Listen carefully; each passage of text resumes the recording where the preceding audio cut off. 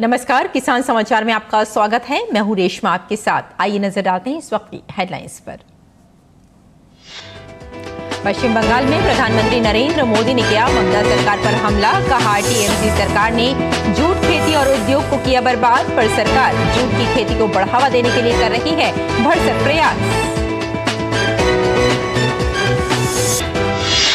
किसानों को समृद्ध बनाने के लिए मोदी सरकार की कई अहम योजनाओं और नीतियों की शुरुआत। किसानों के उत्पादों की खरीद और एमएसपी में रिकॉर्ड बढ़ोतरी। सभी अनिवार्य खरीफ, रबी और अन्य वाणिज्यिक फसलों के लिए एमएसपी में वृद्धि दर्ज।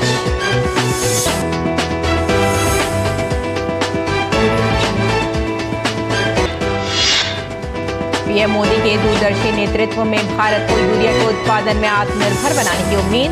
14 करोड़ कृषक परिवारों को समय पर उर्वरक प्रदान करके कृषि संबंधी सेवाएं प्रदान करके उद्देश्य को किया प्राप्त। भारतीय उर्वरक क्षेत्र वैश्विक बाजार को आकार देने में निभा रहा है महत्वपूर्ण भूमिका।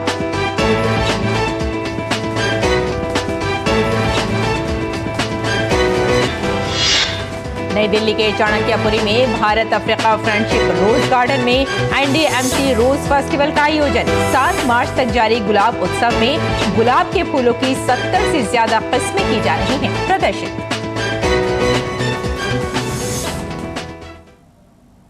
और अब समाचार विस्तार से।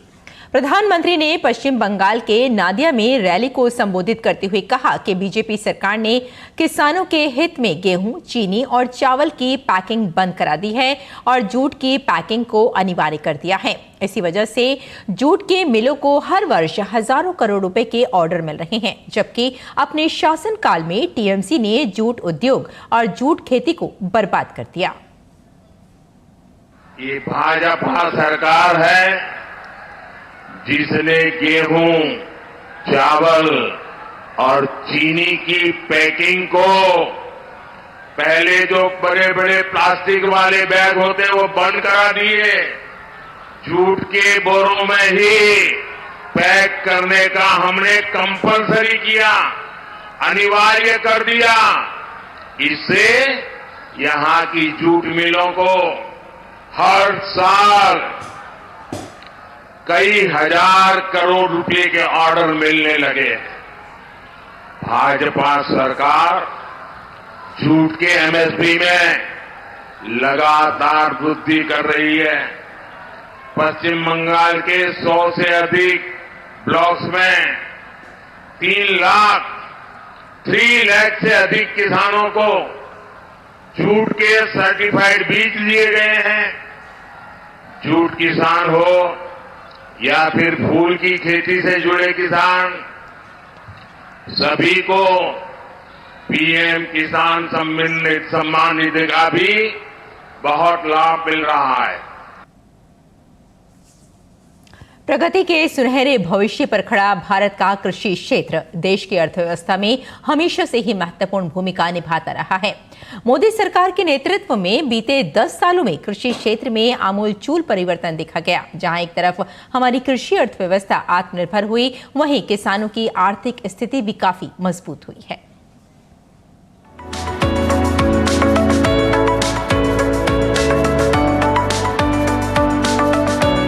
प्रधानमंत्री नरेंद्र मोदी के नेतृत्व वाली केंद्र सरकार के 10 साल के कार्यकाल में कृषि क्षेत्र को बहुत मजबूती प्रदान की गई। सरकार का पूरा जोर आमूलचूल बदलाव पर रहा। किसान सम्मान निधि के तहत अधिक आवंटन और वैज्ञानिक पद्धति को अपनाना सबसे चर्चित रहा। बीते 10 साल में केंद्र सरकार का सारा जोर कृषि क्षेत्र का चाल, चरित्र और चेहरा बदलने पर रहा। इस दौरान बजट आवंटन से लेकर किसानों के उत्पादों की खरीद और न्यूनतम समर्थन मूल्य तक में रिकॉर्ड बढ़ोतरी हुई। बजट आवंटन वर्ष 2013-14 में कृषि एवं किसान कल्याण मंत्रालय का बजट आवंटन केवल 27,662.67 करोड़ रुपए था, जो अब बढ़कर 2023-24 में 1,25,035.79 करोड़ रुपए हो गया है। खाद्य और बागवानी में रिकॉर्ड उत्पादन। खाद्यान्न उत्पादन 2013-14 में 265.05 मिलियन टन से बढ़कर 2022-23 में रिकॉर्ड 329.69 मिलियन टन हो गया, जो अब तक का सबसे अधिक खाद्यान्न उत्पादन है। वहीं 2022-23 में बागवानी उत्पादन 351.92 मिलियन टन था, जो अब तक का सबसे अधिक है। कृषि वस्तुओं के निर्यात में वृद्धि। देश में कृषि और संबद्ध वस्तुओं के निर्यात में जोरदार वृद्धि देखी गई। कृषि और संबद्ध निर्यात 2021-22 में 50.24 बिलियन अमेरिकी डॉलर से बढ़कर 2022-23 में 53.15 बिलियन अमेरिकी डॉलर हो गया।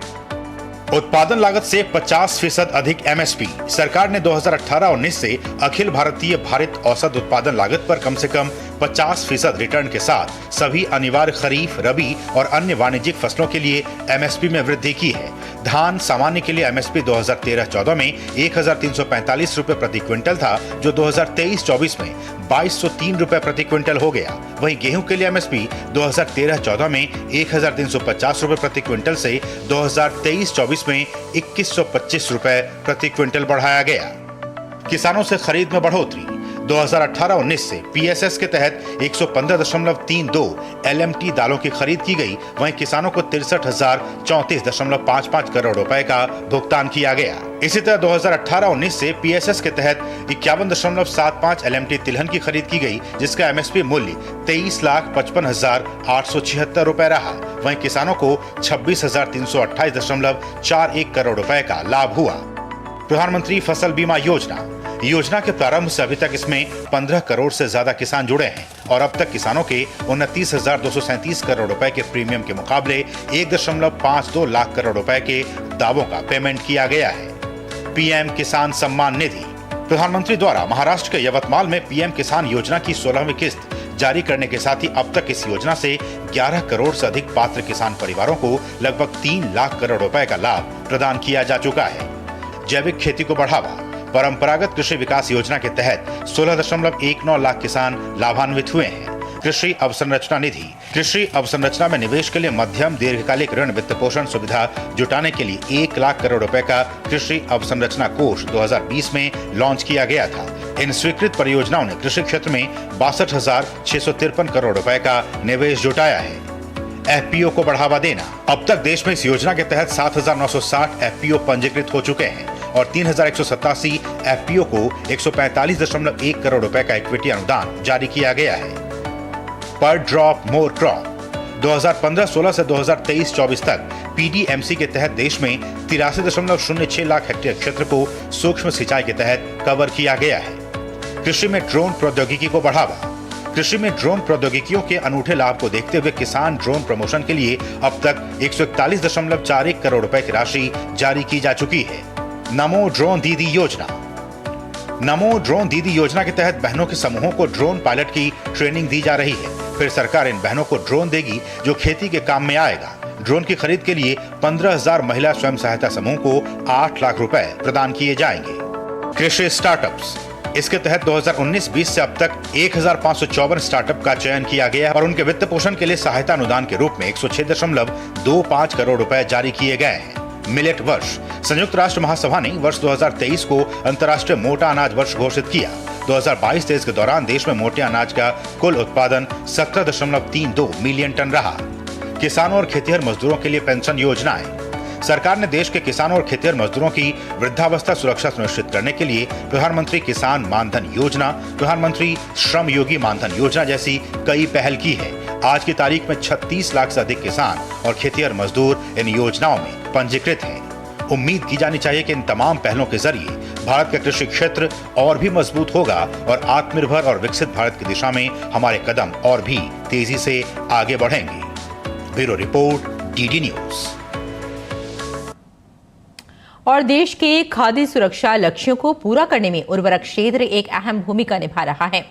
बीते 10 सालों में इस क्षेत्र में कई महत्वपूर्ण बदलाव देखे गए हैं। पीएम मोदी के दूरदर्शी नेतृत्व में भारत का उर्वरक क्षेत्र सफलता के नित नए सोपान चढ़ता जा रहा है।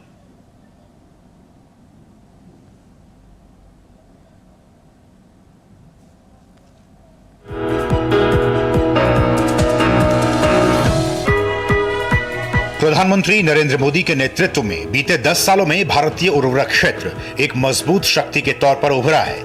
भारतीय उर्वरक क्षेत्र वैश्विक बाजार को आकार देने में महत्वपूर्ण भूमिका निभा रहा है।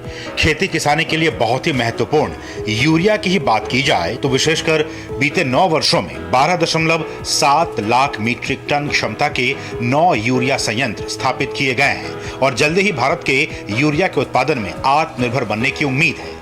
भारतीय उर्वरक क्षेत्र ने हमारे 14 करोड़ कृषक परिवारों को समय पर उर्वरक प्रदान करके कृषि संबंधी सेवाएं प्रदान कर और एक मजबूत शक्ति के रूप में उभर कर सहायता प्रदान करने के दोहरे उद्देश्यों को प्राप्त किया है।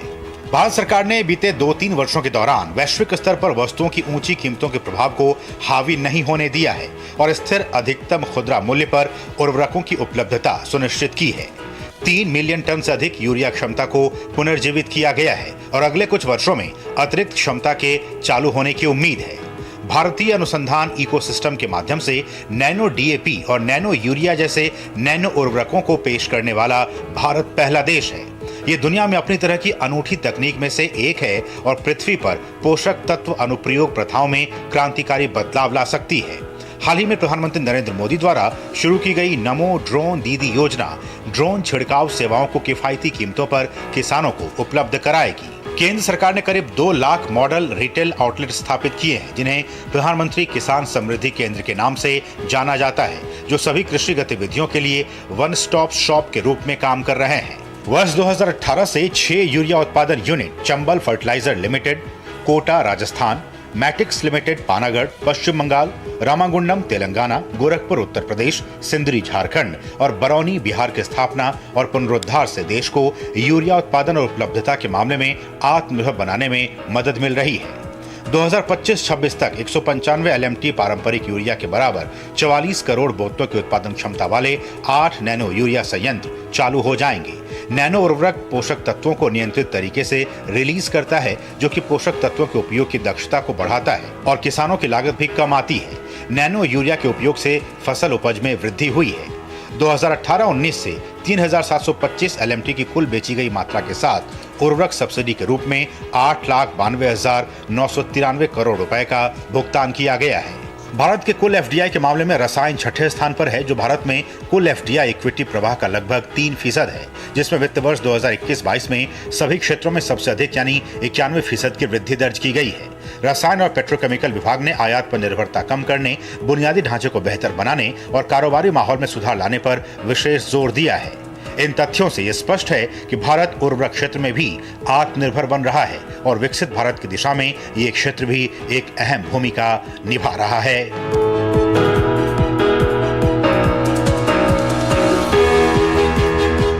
Bureau report, DD news. आगे बढ़ते हैं। उत्तर भारत और पूर्वी भारत के किसानों के लिए कभी वरदान रहा बरौनी फर्टिलाइजर बंद हो चुका था। 2019 में पीएम मोदी ने शिलान्यास किया और अब आज इसका उद्घाटन होने जा रहा है। ये फर्टिलाइजर बिहार समेत पूर्वी भारत के युवाओं के पलायन को रोकेगा। इसी मुद्दे पर हिंदुस्तान उर्वरक रसायन लिमिटेड बरौनी खाद कारखाना के वाइस प्रेसिडेंट संजय गुप्ता से हमारे संवाददाता राजेश राज ने बातचीत की। 17 फरवरी 2019 को यह जो उर्वरक रसायन लिमिटेड है, इसका शिलान्यास पीएम मोदी ने किया था और 2 मार्च को अब इसका उद्घाटन किया जा रहा है। इसे राष्ट्र को समर्पित किया जा रहा है। यहाँ के जो प्रोजेक्ट हेड हैं संजय गुप्ता, वो अभी हमारे साथ बातचीत के लिए मौजूद हैं। सबसे पहले तो हम ये जानना चाहेंगे कि यह जो फर्टिलाइजर है ये उत्तर भारत और पूर्वी भारत के लिए कितना महत्वपूर्ण है, इसके शुरू होने से कितना फायदा होगा यहाँ के किसानों के लिए? पूर्वी भारत के लिए बहुत महत्वपूर्ण है, क्योंकि 2002 में ये कारखाना बंद हो चुका था। माननीय मुख्यमंत्री और माननीय प्रधानमंत्री के प्रयासों से इसका दोबारा से काम शुरू हुआ और हमने एक स्पेशल पर्पज व्हीकल बनाया, जिसके प्रमोटर हमारे IOCL हैं, NTPC, coal India limited, HFCL and FCIL है। 2016 में हमारी स्पेशल पर्पज व्हीकल कंपनी बनी। कंपनी बनने के बाद हमने इसका कॉन्ट्रैक्ट किया। इस प्लांट को बनाने के लिए हमने स्पेशल टेक्नोलॉजी को यूज किया। अमोनिया प्लांट की टेक्नोलॉजी हल्दोटॉप्सो की टेक्नोलॉजी है, यूरिया प्लांट की टेक्नोलॉजी साइपम इटली की टेक्नोलॉजी है। 2022 में हमने प्रोजेक्ट को कंप्लीट कर लिया, कमीशन कर लिया।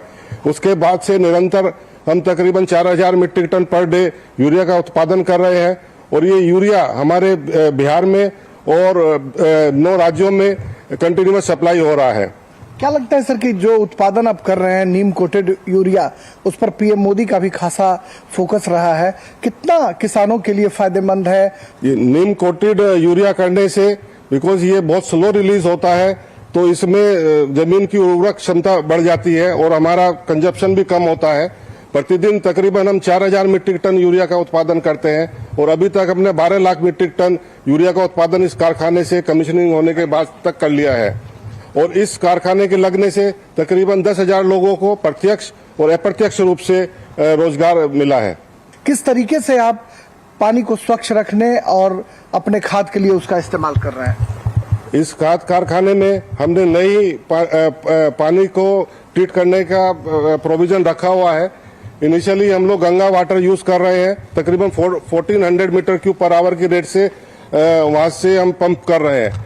उस पंप को करने के बाद हमारे प्लांट के अंदर वाटर प्री ट्रीटमेंट प्लांट लगा है, जिससे कि हम उसको ट्रीट करते हैं। उसके बाद डीएम प्लांट बनाते हैं और जो प्रोसेस की रिक्वायरमेंट है पानी की, उसी गंगा वाटर को ट्रीट करने के बाद हमारी हो जाती है। जो नौजवान हैं इस इलाके के आसपास के जो लोग हैं, उनके लिए भी एक बड़ा राहत का पैगाम है, रोजगार के द्वार भी है। इस प्लांट के लगने से जो हमारे नियर बाई एरिया में है, इसमें बहुत खुशहाली का माहौल बना हुआ है और लोगों को रोजगार मिल रहा है। प्रत्यक्ष रूप से भी लोग मिल रहा है और अप्रत्यक्ष रूप दोनों से हो रहा है। सिंदरी, बरौनी और गोरखपुर तीनों खाद कारखानों को शुरू करने के बाद कहीं न कहीं भारत में किसानों के लिए एक स्वर्णिम अध्याय की शुरुआत हुई है और इस खाद कारखाने को जो कभी इतिहास के पन्नों में दर्ज था, वो एक बार फिर इतिहास दोहराने को बेताब है और पीएम मोदी 2 मार्च को इसको राष्ट्र को समर्पित करेंगे। कैमरामैन एजाज हुसैन के साथ बरौनी बेगूसराय से मैं राजेश राज, डीडी न्यूज के लिए। नई दिल्ली के चाणक्यपुरी में Bharat Africa friendship rose garden में एनडीएमसी रोज फेस्टिवल का आयोजन किया गया है। 7 मार्च तक चलने वाले नई दिल्ली नगरपालिका परिषद के गुलाब उत्सव में गुलाब के फूलों की 70 से ज्यादा किस्में देखी जा सकती हैं। और क्या खास रहेगा इस रोज फेस्टिवल में, इस पर एनडीएमसी के उद्यान निदेशक रईस अली से खास बातचीत की हमारे संवाददाता गिरीश निशाना ने।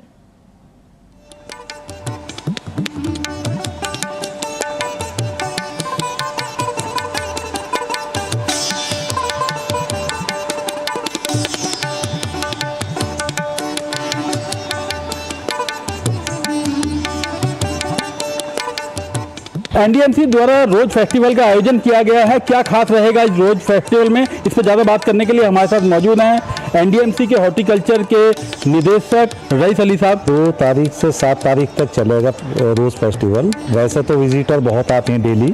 जब इसका पता चलेगा कि भाई इस तरह का फेस्टिवल है तो और लोग ज़्यादा से ज़्यादा यहाँ विजिट करेंगे। सर, कुल कितनी प्रजातियाँ यहाँ पर देखने को मिलेंगी गुलाब की? इसमें 70 से ज़्यादा इंग्लिश गुलाब लगे हुए हैं और बाकी ये देसी गुलाब की भी कुछ बैट्स हैं, जिसे बुश रोज कहते हैं, और 70 से ज़्यादा इंग्लिश गुलाब के बैट हैं। हमारा जो रोज़ गार्डन ये डेवलप हुआ है इंडिया अफ्रीका फ्रेंडशिप के टाइम, ये 2015 में डेवलप हुआ। एक ब्रिक्स रोज़ गार्डन है बराबर में, वो 2016 में डेवलप हुआ। तो दोनों में 70 से ज़्यादा वैरायटी हमने इंट्रोड्यूस की है। जो गुलाब को देखना चाहते हैं वो कब से कब तक यहाँ आ सकते हैं और समय क्या रहेगा? सुबह को मॉर्निंग वॉकर भी आते हैं तो सुबह से आने लग जाते हैं। पूरा दिन आप देख रहे हैं कितना लोग मतलब आपको विजिटर दिखाई दे रहे हैं, तो पूरा दिन चलता रहा। वीकेंड पे और ज़्यादा आते हैं। मौसम कहीं ना कहीं पूरी तरह से बदल रहा है, ऐसे में गुलाब पे क्या असर दिखाई दे रहा है? बर्ड्स निकलनी शुरू हुई है। अगर मौसम थोड़ा सा वैसा हो जाता, पूरा सन ना मिले, तो 1-2 दिन ब्लूम स्लो हो जाता हो। यहाँ सबसे ज़्यादा अट्रैक्शन कौन से गुलाबों पर रहेगा? डिफरेंट कलर है, सारी वैरायटी इंग्लिश वैरायटी है, तो सभी अच्छा लगता। अब लोगों के पसंद के ऊपर है कौन सा कलर किसको पसंद है। डार्क रेड भी मिलेगा, वाइट भी मिलेगा, ऑरेंज भी मिलेगा, आपको ये पिंक भी मिलेगा और आपको ब्लैक रोज भी है। तो अगर आप भी गुलाब की 70 से ज़्यादा वैरायटी देखना चाहते हैं तो चाणक्यपुरी स्थित इस रोज गार्डन में चले आइए, जहां आपको एक से बढ़कर एक गुलाब देखने को मिलेंगे। कैमरामैन जगमोहन प्रधान के साथ गिरीश निशाना, डीडी न्यूज, दिल्ली। और आइए अब बात कर लेते हैं मंडी भाव की।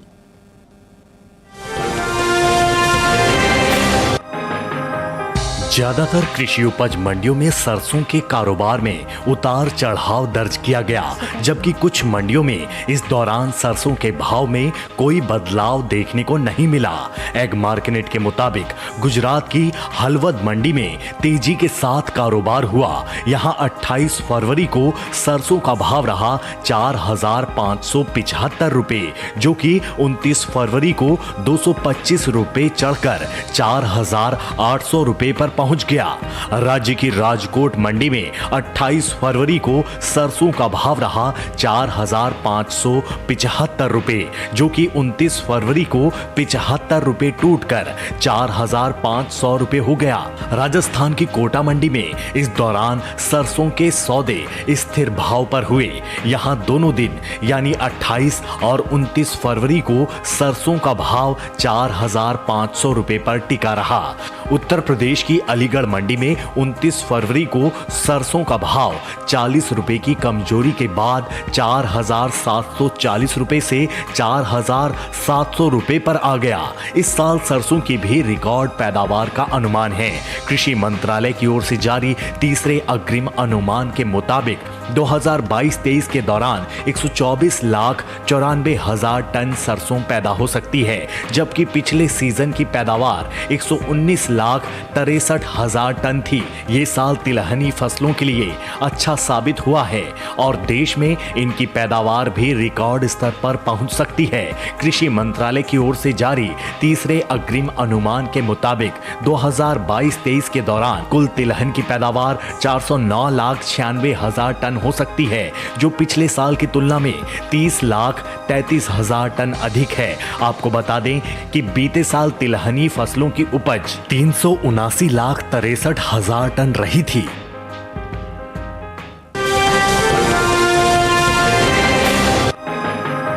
इन दिनों देश की ज्यादातर मंडियों में प्याज की आवक सामान्य देखने को मिल रही है। गुरुवार को प्याज के सौदों में मिला जुला रुख देखने को मिला। हाजिर भाव की बात करें, एग मार्केट के मुताबिक गुजरात की धोराजी मंडी में 28 फरवरी को प्याज का भाव रहा 1,250 रुपए। 29 फरवरी को इसका भाव 50 रुपए टूटकर 1,200 रुपए हो गया। महाराष्ट्र की पुणे मंडी में 28 फरवरी को प्याज का भाव रहा 1,200 रुपए, जो कि 29 फरवरी को 300 रुपए गिरकर 900 रुपए हो गया। पंजाब की जलालाबाद मंडी में 28 फरवरी को प्याज का भाव रहा 1,700 रुपए, जो कि 29 फरवरी को 100 रुपए चढ़कर 1,800 रुपए पहुंच गया। राजस्थान की जोधपुर मंडी में बीते 2 दिनों के दौरान प्याज के भाव स्थिर रहे। यहां 28 और 29 फरवरी को प्याज बिना किसी फेरबदल के 1,200 रुपए पर बिकी। उत्तर प्रदेश की गाजियाबाद मंडी में 28 फरवरी को प्याज का भाव रहा 1,860 रुपए, जो कि 29 फरवरी को 40 रुपए चढ़कर 1,900 रुपए पर पहुंच गया। इस साल घरेलू स्तर पर प्याज की उपज में कमी देखने को मिल सकती है। कृषि मंत्रालय की ओर से बागवानी फसलों के लिए जारी पहले अग्रिम अनुमान के मुताबिक देश में प्याज की उपज बीते साल से 68 लाख टन कम होने की उम्मीद है। साल 2022-23 के दौरान प्याज की कुल उपज 31.01 मिलियन टन रहने का अनुमान जताया गया है, जबकि बीते साल की समान अवधि के दौरान प्याज की पैदावार 31.69 मिलियन टन रही थी। वहीं इसका असर कृषि उपज मंडियों में प्याज के बाजार भाव पर पड़ सकता है। बात सब्जियों के निर्यात की करें तो एपीडा की ओर से जारी ताजा आंकड़ों के मुताबिक साल 2023-24 के दौरान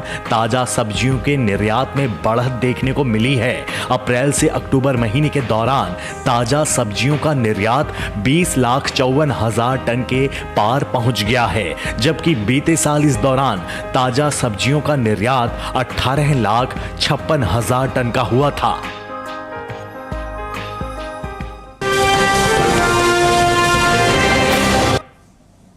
और किसान इस मौसम में कैसे रखें अपनी खेती का ख्याल, आइए जान लेते हैं।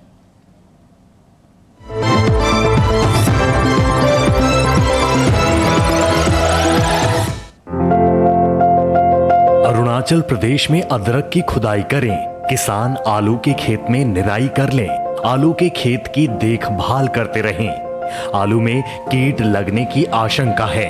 ऐसे में कृषि विशेषज्ञों की सलाह से आलू में कीटनाशक का इस्तेमाल करते रहें। साथ ही फूल गोभी की कटाई कर सकते हैं। वहीं किसान फूल गोभी के खेत से जल निकासी का उचित प्रबंध कर ले। इसके अलावा संतरे के बागों से पानी की निकासी की व्यवस्था करें। अभी संतरे की तुड़ाई कर सकते हैं, यहीं धान की कटाई कर लें। इस समय मटर में कीट लगने की संभावना बनी हुई है। ऐसे में मटर में कीटों से बचाव के लिए कीटनाशक छिड़कें। असम में धान के खेत में निराई कर लें। किसान धान के खेत से खरपतवार निकालें, धान की रोपाई भी करें। यहाँ केले की रोपाई के लिए खेत तैयार कर सकते हैं। असम में टमाटर के खेत की देखभाल करें। इसके साथ ही आलू के खेत की देखभाल करते रहें। अभी मूंग की खेती के लिए खेत तैयार करें। इसी तरह उड़द की खेती के लिए खेत तैयार कर सकते हैं। वहाँ नारियल की बुआई के लिए समय उपयुक्त है। असम में सरसों के खेत में सिंचाई करते रहें। इसके अलावा भिंडी की खेती के लिए खेत तैयार कर लें। इस समय फूल गोभी की कटाई कर सकते हैं। साथ ही किसान पत्ता गोभी की भी कटाई करें।